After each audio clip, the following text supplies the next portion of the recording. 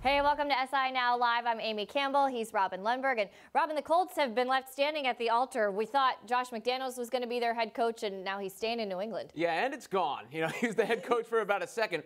The Josh McDaniels tenure in Indianapolis went almost as well as the Bill Belichick tenure with the New York Jets. Well, I guess he's learning from his mentor, right? That makes perfect sense. The Colts were set to hire Patriots offensive coordinator Josh McDaniels as their head coach. They'd even made the announcement, kind of embarrassing, tweeting 3 separate times welcoming McDaniels, saying there would be a press conference on Wednesday. But Tuesday night, the news broke that McDaniels would stay in New England, leaving the Colts high and dry. And we're going to dissect this one with our MMQB insider, Albert Breer, later in the show. But, Robin, who do you think this makes look worse, the Colts or McDaniels? I think it's the Colts. I mean, McDaniels looks worse in the sense where people are going to criticize him and say it's unprofessional. For Indianapolis, it's embarrassing. I mean, they put it out there on their Twitter handle. They announced they were going to stream the press conference. It was all done. It was all celebrated. And then it was like, okie doke, no, that's not happening. So I would rather be in McDaniels' position with a job, with a raise, with the Patriots, than in the Colts position sitting there with everybody making fun of you. I think it gives Patriots fans something to be happy about right now. But McDaniels better be sure that he is, 1, staying in New England forever, and 2, has a future there, because nobody is going to take him seriously if he is looking for another job after this. And I do feel bad for the coaches that he had brought into his Colts staff. 2 of them had signed, so it's expected that they are going to stay there, but they don't even know who they're going to be working for now. I don't think it's fair to any of those guys who kind of put all their eggs in that McDaniels basket, and the whole thing fell apart. Yeah, it's not cool from McDaniels, but it does emphasize the reputation the Colts have already, and at the same time you have to wonder what McDaniels was told behind closed doors by Robert Kraft and Bill Belichick. Right, and of course we heard Robert Kraft, quote, sweeten the deal, whatever that means, but I'm sure he made it absolutely worth McDaniels' while to stay there. So the curse of LeBron James' All-Star team continues, as does disappointment for Knicks fans, as Kristaps Porzingis went down with an ACL tear Tuesday night against the Bucks. You hate to see that. It was just one of those bad luck things. He went up for a dunk, came down on Giannis Antetokounmpo's foot, and then went down. Obviously, brutal for a Knicks team to lose their leading scorer and star player. But, Robin, what do you think the impact of this injury is for New York right now? Well, I mean, it could be devastating if Porzingis doesn't make a full recovery. That's the obvious point. And I don't know if it was just bad luck. I mean, KP had been complaining about being tired. He had knee soreness. To me, those are big red flags. And I actually saw him criticized in the New York media for being soft and the like. I would have taken heed at him saying those things, because all of the data indicates there is a correlation between fatigue and injury. So yeah, you can have a freak landing, but if your mechanics are off, it could make the impact of that worse. Personally, if I was in charge of Porzingis' maintenance plan, he would sit out something like 1 out of every 5 games anyway. But if you're looking big picture, the big concern with him was always injury. I think an ACL is better than some sort of weird chronic injury that these 7-foot-plus guys tend to get, that you worry is career-ending. ACLs don't tend to be that anymore. And if there's a silver lining, the Knicks weren't smart enough to tank already. They weren't smart enough to sell off their parts like Courtney Lee already. This may force that, and then maybe they wind up with a running mate for KP long-term, a la what happened with the Spurs and David Robinson when they wound up getting Tim Duncan. So do you think that the NBA or teams as a whole need to take a closer look at resting their guys? Obviously, this is a thing that we talk about often with guys resting at times that they maybe shouldn't, or when is the right time to rest. And we've seen a lot of injuries the past few weeks, some really bad ones, and guys are tired. We know the All-Star break is around the corner. Do you think that the NBA needs to reevaluate how they take care of guys? Well, I think they already are. I mean, they changed the schedule already, but this was the 7th game in 13 days for Porzingis. I mean, it could have been coincidence, but it does make you think about it. And I think what people don't realize is how much more maybe mileage on the odometer guys are putting out. You know, when you go up in the lane, you're not going to get forearmed out of the paint like yesteryear. But there are so many closeouts and switches that I think it's more strenuous on the legs and limbs. And I don't think it's a coincidence we've seen Porzingis and Cousins go down so close to the All-Star break at the same time. Meanwhile, the Cleveland Cavaliers lost again, this time to the Orlando Magic, as they were outscored 24-9. 9 points, that's it, in the 4th quarter. Things are so bad, LeBron James was asked if he would waive his no-trade clause before the deadline. Here's what he said. Listen, I'm here for the long haul. You know, I'm here for this season right now to try to, figure out ways we can still compete. I couldn't give up on my teammates like that. I owe it to my teammates to to finish the season out, no matter how it ends up. So, no, I would never waive my no-trade clause. So what stands out more to you, LeBron saying he's in it for the long haul or clarifying he will stick it out for the season? When I saw that, I kind of laughed because he says, oh, I'm in it for the long haul. I'm in it for the season. And I was like, those are not, in my mind, the same thing. If you're saying long haul, I'm not thinking the long haul of the next 4 months and then I'll decide later. So to me, that is more of what we've expected, that he's going to reevaluate after the season, and that right now he's not thinking about leaving. He doesn't want to be traded now. He wants to stick it out for the rest of the season with Cleveland and then figure out where he's going to go next. And I think that that's a good idea because he wants to kind of see what other teams make a run, because right now I think we're looking at a lot of teams not maybe playing typically of who they are because they are so tired, that I want to see who's going to make a run and who looks good down the stretch there, and that may kind of give LeBron some indicator of a situation that he's going to be heading into. Well, for him, the long haul and the season may be the same thing. I mean, he apparently has this strife with management and Dan Gilbert going on. And if you think about it this way, when it comes to the no trade clause, if he does plan on leaving, why leave now and make the team you go to give up parts when you can simply sign with them or facilitate a sign and trade where they're not giving up as much in the offseason? LeBron isn't the only Cav talking, as Isiah Thomas had this to say about the team's struggles. We as players, we gotta do better. I mean, when they start to go on their runs, which teams is gonna do each and every game, we gotta come together. And it's like right now, when we hit adversity, we go our separate ways. We stopped doing what worked in the first half, and it's as simple as that. We look like a totally different team in the second half on both ends, and that's what this team has been this whole season, inconsistent.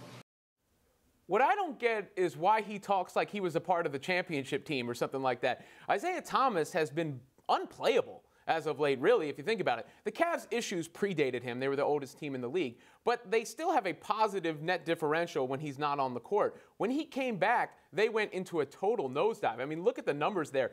34% from the floor. Yeah, you know, that true shooting percentage is abysmal. Net rating, the defensive rating is historically bad. You cannot be that abysmal on defense and that inefficient on offense. You just can't and be on the court. He's been a complete and total liability for Cleveland, and they have to do something about it. Well, and I don't understand why he's got so much to say, because he's been there for about 5 minutes and he hasn't done anything good. And so I don't know if this, all the talk about him pumped his ego up too much, but he is not one to talk right now. He has not earned it in any way. He's one of the newest guys there, and he's also not playing very well. So I don't know why he's running his mouth like this. They were significantly better with Jose Calderon playing instead of Isiah Thomas. Think about that for a second. He should take that to heart before he starts acting like he is the guy policing the locker room for the Cleveland Cavaliers. I don't know who died and made him king of the Cavaliers. The Cavs, they're not the only team that looked like trash on Tuesday night, though. The Warriors took a 20-point L to OKC, falling to the Thunder 125-105. They turned the ball over 25 times in this one. It was ugly. But Steve Kerr said after the game, they're tired. They need the All-Star break. But they're now 0-2 against the Thunder, 1-2 against the Rockets. Their potential competition there in the West.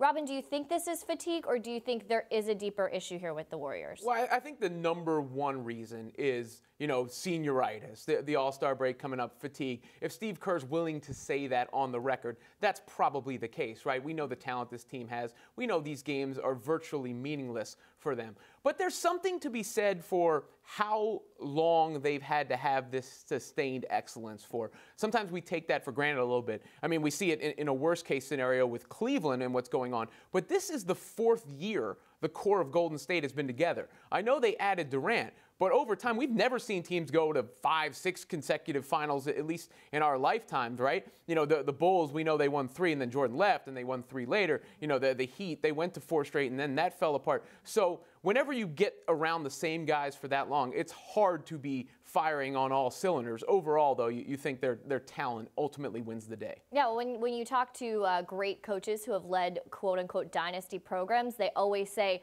the hardest thing is never getting to the top, it's staying on the top, and how you handle success is a completely different animal than how you get to the top of that mountain. I think we are seeing this here with Golden State. Yes, it is the All-Star break, or almost the All-Star break, and they're very tired, but they've also been doing this for several years now, and KD is kind of the new piece there, but that core of guys has been together for a long time, and it's really hard to to keep that grind going with the same group of guys. So I think maybe they do need some freshness.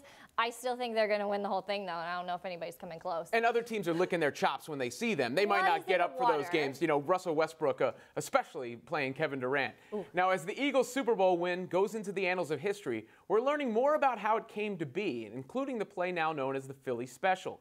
Inside the NFL video now shows Foles asked for the play himself on the sideline, and Peterson gave the okay. Does this detail add to the legend? Absolutely. I love this. I think this is so great. And when I think about Nick Foles and his story, when Carson Wentz went down, people were so disappointed and saying, okay, Nick Foles, our chances are over. And people have not given him the credit that he's absolutely earned. And I think what we've seen from him this year is such a great story. And for that moment, to me, is like the cherry on top of him taking ownership of this whole thing and saying, like, yeah, we are going to go for it with everything we have. And I'm calling this play. And I love Doug Peterson just being like, yeah, man, like this is your team. You take ownership of this. Let's do it. I think it's so great. And it's just this extra little nugget that's just so exciting. Two things, yeah. Doug Peterson giving it the okay. Yes. Still shows he wasn't afraid of that moment, because that's a heck of a play to call in that situation. Ultimately, he's the authority there. And the other is not just that Nick Foles called for it, but remember, he has to catch the ball there. Right. So he is aware of that when he goes to make that call, that he's going to have to be the one that hauls in that touchdown, not afraid of the pressure at all. And love it. Therefore, the Eagles Super Bowl champs. Legend.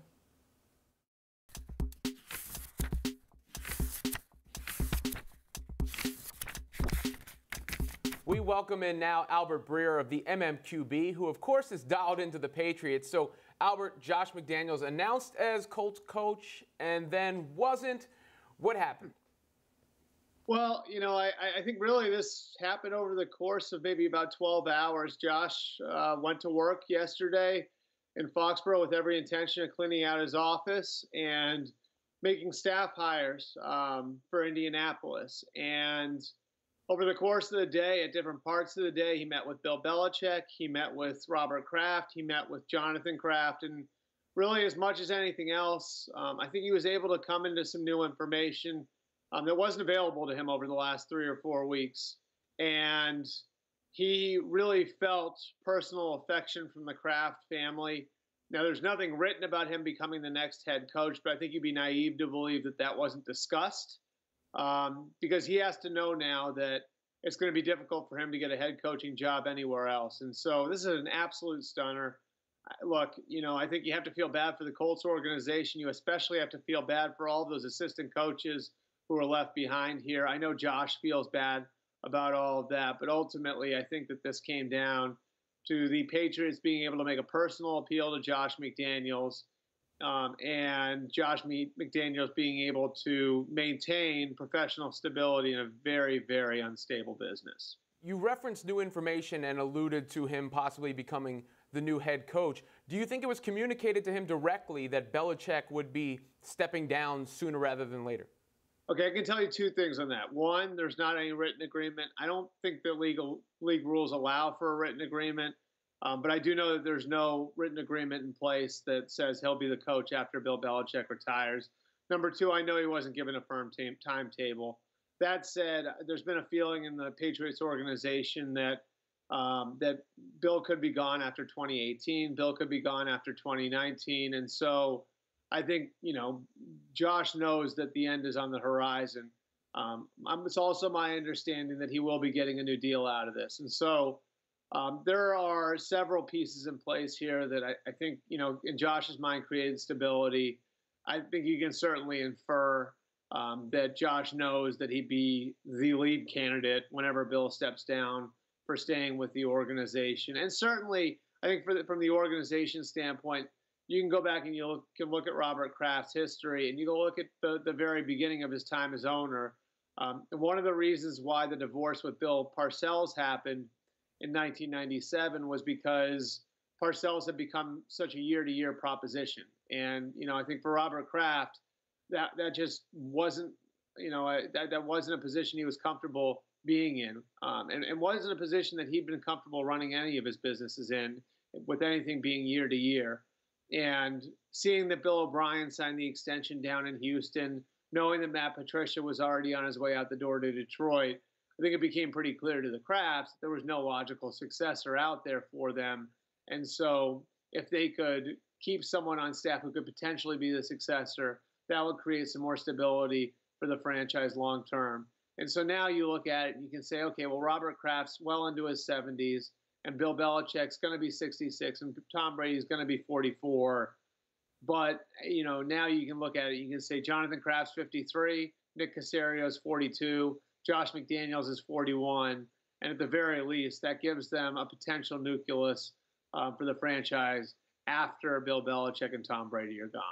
Albert, part of the reason this did happen was because the Patriots had that extra time to continue to court McDaniels and keep him from going to Indianapolis. Of course, the Colts organization and those assistant coaches that you mentioned left high and dry here.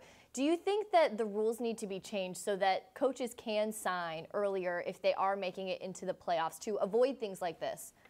Amy, I'm not going to mince words on this. The rules are freaking stupid. The rules are really, really dumb. There's no need for the rule to be this way. I think what they should do, and what should have been done a long time ago, is to put in a provision where you can name a guy who's still in the playoffs head coach. It doesn't make any sense to make everybody wait till after the playoffs. And it doesn't make sense to penalize guys who are achieving at the highest level as assistant coaches, who are coordinators for playoff teams, for Super Bowl teams, to be penalized. So I think the easiest thing to do is, keep the interview schedule the way it is, where you allow guys to interview during the first couple of weeks of the playoffs, but then also allow teams to enter into agreements with head coaches.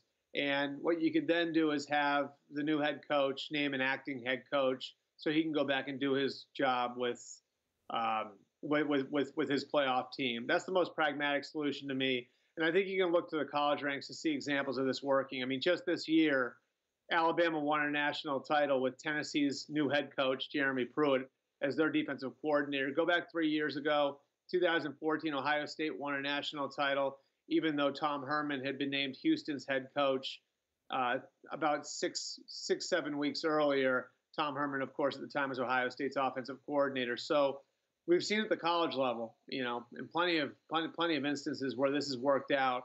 And remember, college coaches have a lot to do this time of year. They're recruiting. And it's an important time for every program, especially one with a new coach. So I think there's a very, very easy solution here where you could just allow teams that are looking for a head coach to name a head coach from a team that's still in the playoffs, then have that head coach name an acting head coach who could kind of fulfill all the responsibilities of the head coach while the other coach is still in the playoffs.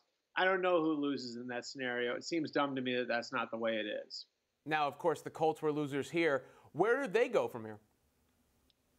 Well, I think first thing they've got to do is figure out what they're going to do with the assistants. They've got 3 assistants who are under contract and working in the building right now, and the defensive coordinator, Matt Eberflus, the offensive line coach, Dave DeGuglielmo, and the defensive line coach, Mike Fair. And so my understanding is, I've been told at least, that the Colts are going to do right by those 3. And if those guys want jobs, they're going to have them under whoever the next head coach is going to be. Obviously, that's a difficult situation for all 3 of those guys. Do you want to work for a head coach you don't know? If you do want to go elsewhere, what's left? Most of the doors that may have been open to those guys a few weeks ago are now closed. And so that's the first thing to deal with. And then I think moving forward, there are some names you can look to. I think there's the obvious one. That's Dave Toub, the special teams coach of the Kansas City Chiefs, who obviously Chris Ballard knows very well, having worked in Kansas City. I would point out there that he didn't interview Toub the first time around, and he did interview another Kansas City assistant. That was Matt Nagy, the offensive coordinator in Kansas City, who wound up becoming the head coach of the Bears. And then I think we got to look to guys who've worked with quarterbacks. Obviously, that was part of the appeal with Josh McDaniels, and so some names out there would be the 2 Eagles assistants, Frank Reich and John DeFilippo. Maybe even their defensive coordinator, Jim Schwartz, who's previously been a head coach, would be in the mix. The Colts also showed the first time around that they aren't afraid to look to the college ranks. And, they went ahead and interviewed Matt Rule, the head coach at Baylor, a few weeks ago. I would expect that maybe they would kick the tires on some college coaches as well, especially since National Signing Day is today, so some of those coaches may be available.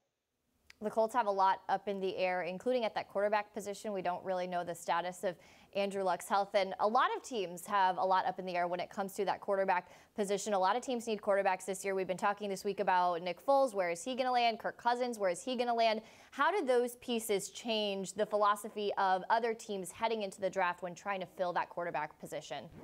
You know what's interesting about it, Amy, is that a lot of teams, I think, are looking at what the Eagles and the Bears did the last couple of years, and they could wind up pulling both the veteran and the rookie lever. This is going to be an unprecedented year for quarterback movement. I can't remember a time where supply even came close to demand, and it does seem like that's the situation this year. Kirk Cousins is going to be a free agent. Drew Brees, I think we all expect him to stay in New Orleans, but he's got a path to free agency if he wants it, because the Saints can't franchise him. And so he could be a free agent on March 14th. You got the three Vikings quarterbacks, Sam Bradford, Teddy Bridgewater, Case Keenum. They're all up. A.J. McCarron is up. And now, obviously, I think that there'd be some teams that would have some level of interest in Nick Foles, or at least call the Eagles on Nick Foles. And I believe there will be 4 quarterbacks taken in the first 15 picks of the draft, and Josh Allen, Josh Rosen, Sam Darnold, and Baker Mayfield. And so there's a lot of supply out there. My belief is that some teams will look at what the Eagles did in 2016 when they signed Sam Bradford and Chase Daniel, then traded up twice for Carson Wentz. What the Bears did last year, signing Mike Glennon, then trading up for Mitch Trubisky. I think that's going to be sort of the new way of finding a quarterback for teams that need one, is to pull multiple levers and throw multiple darts, with the premise being that if you get it right, it doesn't matter how you got there. Lots of options for a lot of teams out there. Should be an exciting season at the quarterback, off-season at the quarterback position. What about the Patriots? Are they in the market for a quarterback, considering Brady's age, and we all know, the Jimmy Garoppolo situation? Yeah, I think they'll certainly be taking a hard look at maybe finding the next developmental quarterback this year. The nice thing for them is, and this is a little detail that flew under the radar, they did sign Brian Hoyer to a 3-year deal. And I know that seems insignificant, and they can obviously cut bait before the end of that deal if they want to. But what that does is it does give them some flexibility going forward, where if they look at the 2018 draft class and they're a little lukewarm on it, and they don't think their next Jimmy Garoppolo is in the class, they can punt to 2019 and then look at it again next year. So obviously, the Patriots are well aware of the situation with Brady. He's under contract through 2019. He's going to be 41 years old. No one knows when the end's going to be for him. He'd like to play till he's 45 years old.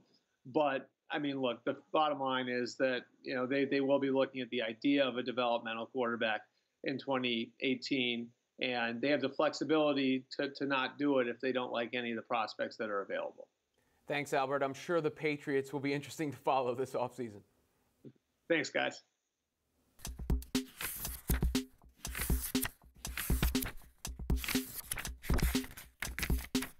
Sports Illustrated Swimsuit issue 2018 launches everywhere on SI.com and newsstands next week. And golfer Paige Spiranac is a featured athlete in this year's issue, and she's joining me now. Paige, congratulations. What has the SI swimsuit experience been like for you? Oh my gosh, it has been such a crazy ride so far. I'm still in disbelief, and it's great to be able to tell people that I'm in the issue today. All my friends are texting me and like, wait, what's going on? Because I didn't tell them. And so it's been such an honor, and I'm so humbled, and I'm still just like shaking thinking about it. A cause you've been very involved in. You're an ambassador for the anti-cyberbullying charity, the Cyber Smile Foundation. This is something you're very passionate about, a topic that's very personal to you. Why? Yeah, so I'm an ambassador for Cyber Smile, which is an anti-bullying organization, and it's a passion of mine. I have been bullied my entire life, from grade school all the way till now. I mean, I was homeschooled because of the bullying was so bad at certain points, and I have been harassed. My privacy has been invaded. I have been sent death threats. I have been blackmailed. I mean, pretty much anything you can think of has happened to me, and it is to the worst degree. And it's been really hard on me and my family, but luckily I have a strong support system around me, and we've been able to get through it all together. I have felt so helpless and alone, and I've been through some really dark times in my life and struggled with depression and anxiety because of all the bullying that I've encountered in my life. And I never want anyone to feel that way, ever. And so I've teamed up with Cyber Smile so I can go out and speak to kids and share my experiences and tell them that they're not alone. And, it's going to be okay, even if it's tough now. And we're just trying to get ahead of it right now, create awareness for it, and really make change happen. There are a complexity of issues here because it's not just the social media fame that you have, and it's not just the cyberbullying awareness here, but you also have a career as a golfer, and it's been a pretty unconventional career. You've gotten a lot of criticism for the way that you dress, for how you represent the sport. What do you make of those critiques? Gosh, it's tough because I love golf, and I have worked my entire life to be a professional golfer. I mean, I was a top 25 junior golfer in the world, had a full ride to San Diego State, played professionally for a year before deciding that it wasn't the career path I wanted. But it's just so traditional, and if you do anything just a little bit different, and, I do have a certain style, and it's definitely not traditional golf clothing, but I don't do it to disrespect the game. I love the game, and it hurts when they say that, I'm just doing this for attention, or, I'm disrespecting the game, because that's not my intention. I love it so much, and I just wish people would be in the golf community, would be more, inclusive and friendly, and it can be a bit elitist at times, and I wish they would just kind of open their hearts and eyes and see that, golf is such a great game. Why don't we share it with everyone, not just a certain group of people? And I talk about it, and I know I get more hate because I talk about it, but I do think that there's changes that need to be made. It's such a male-dominated sport, and it's hard going to the golf course when you're one of the only females there, and sometimes it just doesn't seem welcoming. And I know other girls and guys my age feel the same way, and especially women too. They don't really feel welcomed at a lot of golf courses. When you are continuing to use your voice to build that message, and a part of that, very exciting for you, this whole SI swimsuit feature that you've got. How did being in swimsuit come about for you? How did you find out about the whole thing? I've always wanted to be in it, but I never thought it would ever happen. In a million years, I never thought I would be in it. I got a call one day, and my agent said that I get to do it, and I did not believe it. I called my sister, and I was like, they're joking, right? And the months leading up into the shoot, I'm like, it's not happening. Like, I know it's not happening. Like, they're just messing with me. This is a joke. And gosh, it's just so crazy. I love everything that SI stands for, with female empowerment and body positivity and embracing all different types of beauty. And it's just everything that they stand for is just encouraging other women and being there for each other and the sisterhood. And it's really exciting to be a part of it. So you got to go to Aruba for this shoot. What's the most interesting thing that happened on the shoot? Like, the whole experience was just so awesome. We found like this little desert area, and I think those were some of my most favorite shots because it was just so different, and they had like dirt flying up everywhere, and it was just so much fun, and I felt like just really strong and powerful, and I think obviously that's everything that SI stands for, so it was a really cool moment. Yeah, I saw some really moving videos of you talking about the experience on SI.com, and you said you were taking back your body. That really stood out to me. How did this empower you, and how are you going to take it forward with you moving into the work that you're doing, this experience? I think just becoming more confident in myself. When I said taking my body back, I feel like I was always so worried about what I was wearing and what I was posting, if I was giving someone the wrong idea. And I stopped staying true to myself, and that was really upsetting. And so to come out and do this and just be like, yeah, I'm in a bathing suit. I love myself. I love my body, and it's okay. It was so empowering and such a great experience. And I'm going to carry that forward. It sounds probably pretty cheesy, but the whole SI team just changed my whole outlook on life, and to be around so many supportive people who were there for you and to encourage you, it made me want to do that for other people. And so my passion this year is to continue to do as much as I possibly can for Cyber Smile, and to continue talking about anti-bullying, and to just show so many people love and positivity. And because I know how much that meant to me, and I want to show other people that as well, and just to kind of teach people how to be kind again and nice, and just be a good person. And I think that's really important. Well, fans can get an exclusive first look at your photo shoot on si.com/swimsuit starting Tuesday, but they can also find you talking more about CyberSmile and your work with the organization. Again, SI Swimsuit issue drops next week. Paige Spiranac, thank you so much for joining us and for sharing your story with us. We appreciate it. Thank you so much for having me.